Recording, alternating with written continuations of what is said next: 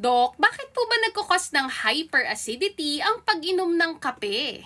Well, ang caffeine po kasi na makukuha sa coffee sa natural stimulant, pero nakakapagpataas din po ito ng contraction sa ating digestive tract at nakakapagpataas ng production ng stomach acid. Actually, depende rin po yan sa klase ng coffee na iniinom po natin. Dahil ang iba po ay mas mataas sa acid, kaya mas nakakapagpabilis din ng ating food digestion at ang iba pa nga po ay mabilis ding nadudumi.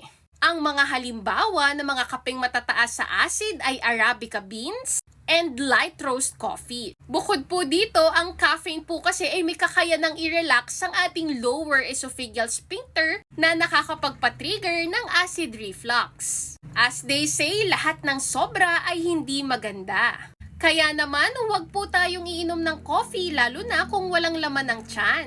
Limitahan po natin ang pag-inom ng at least 3 to 4 cups. At huwag po natin masyadong lagyan ng creamer or asukal ang coffee natin. Pwede po kayong mag-switch into stevia, soy, or oat milk. Prevention is always better than cure. Stay healthy po!